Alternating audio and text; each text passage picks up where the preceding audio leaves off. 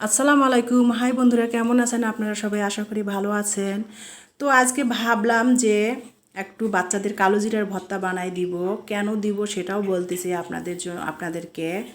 এখন আষাঢ় মাস শেষ, প্রায় শ্রাবণ মাস পড়বে আজকালের ভিতরে। তো এখন প্রায় প্রতিদিনে বৃষ্টি হচ্ছে। বাংলাদেশের অনেক জায়গায় বন্যায় ডুবে গেছে, আর বাংলাদেশে কোনো কোনো জায়গা, উঁচা জায়গা যেগুলাতে সেগুলোতে প্রতিদিনে কিছু না কিছু বৃষ্টি হচ্ছেই। তো বাচ্চারা স্কুল কলেজে যাচ্ছে সবসময়, তো ছাতা নিয়ে যাওয়া হয় না, মনের ভুলে তাড়াহুড়ার মধ্যে রেখে চলে যায়। তো বাচ্চারা সব বৃষ্টিতে কম বেশি ভিজতেছে। আর এখন জ্বর যাদের বাড়িতে হচ্ছে, জ্বর একবারে পুরো ফ্যামিলিকে ধ্বংস করে দিয়ে যাচ্ছে করোনা ভাইরাসের মতো।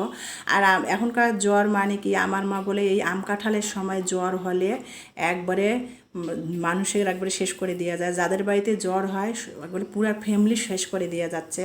এখনকার জ্বর হলে মাথা ধরে আর গা ব্যথা ব্যথা করে। তো ভাবলাম যে বাচ্চাদের যে এই জ্বর, দুই বোনের গাটা গরম, বলতেছিল যে একটু বৃষ্টির পানি গায়ে লেগেছে, গাটা গরম, দুই বোনের গাটা একটু গরম গরম দেখতেছিলাম। তো ভাবলাম যে এই জ্বর বাড়তে দেওয়া যাবে না, জ্বরটা বেশি হওয়ার আগে একটু ওদের ভাবলাম যে কালিজিরার ভর্তা বানিয়ে দেই, ভালো লাগবে। আর যেই কাজ সেই কথা, রাতের বেলা একটু কালোজিরার ভর্তা বানাতে আসলাম। তো কালোজিরার ভর্তা বানাবো যেহেতু, আগেই বিকালে প্ল্যান করে রাখছিলাম, সেই জন্য আগে আমি শিলপাটাটা ভালো করে ধুয়ে রেখে দিয়েছিলাম। আর কালোজিরার ভর্তা বা বাদাম ভর্তা বানাতে গেলে শিলপাটা শুকনা থাকতে হবে, ভেজা শিলপাটায় বাটলে ভর্তাটা ফিনিশিং হয় না। তো আমি শিলপাটাটা বিকালে ধুয়ে রেখে দিয়েছিলাম।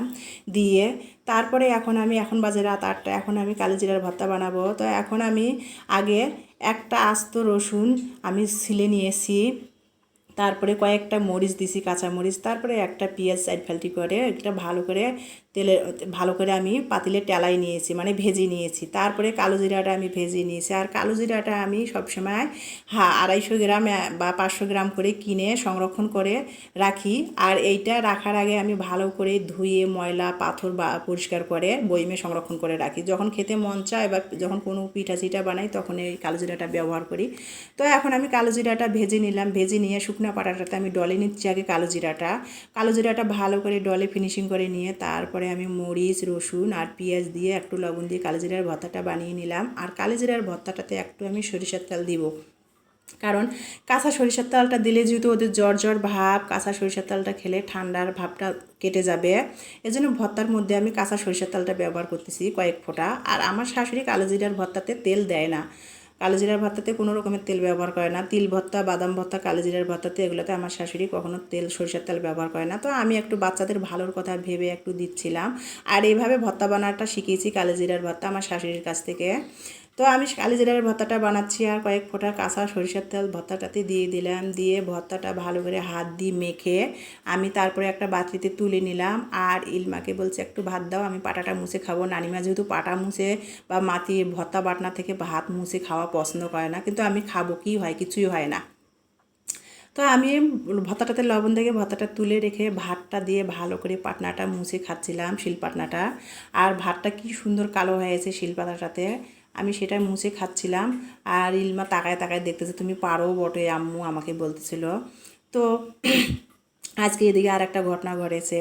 ইমানি ফজরের নামাজ পড়ে ও সিজদা দিয়ে উঠতে যেয়ে পায়ের মধ্যে হঠাৎ করে ব্যথা পেয়েছে। সেটা তো আমি জানতাম না। ও সকালে তাড়াহুড়া করে 8টার দিকে কোচিংয়ে গেছে, নতুন একটা আজকে কোচিংয়ে, আইসিটির কোচিংয়ে ভর্তি হয়েছে। যেহেতু নতুন একটা কোচিংয়ে গেছে, তাড়াহুড়া করে 8টার দিকে বের হয়ে গেছে, আমাকে কথাটা বলেও নাই।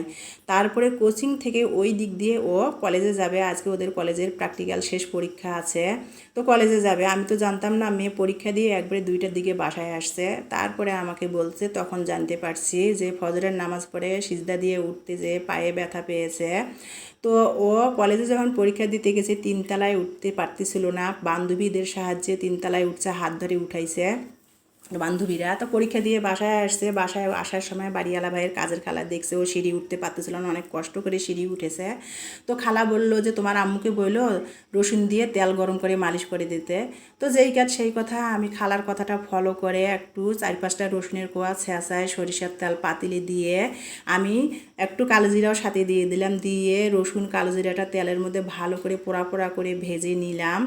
যে খালা যেহেতু বলছে কথাটা ফেলে না দিয়ে কথাটাকে আমি একটু সম্মান দিলাম।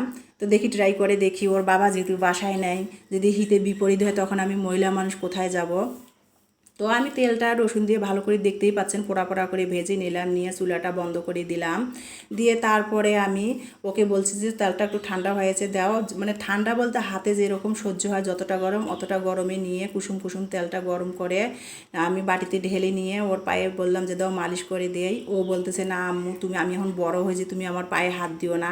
আমি যে যখন সন্তান অসুস্থ হয় বাবা মা পায়ে হাত দিবে না কেন? বাবা মা পায়ে হাত দিলে কোনো পাপ নাই, কোনো গোনা নাই, দাও আমি মালিশ করে দিই। একা একা মালিশ করলে তুমি বুঝবা না ব্যথাটা। তো আমি পায়ে মালিশ করে দিচ্ছি, ও একটু আনইজি ফিলে করতেছিল। আর ইলমা এদিকে বলছে আম্মু ক্ষুধা লাগছে খেতে দাও।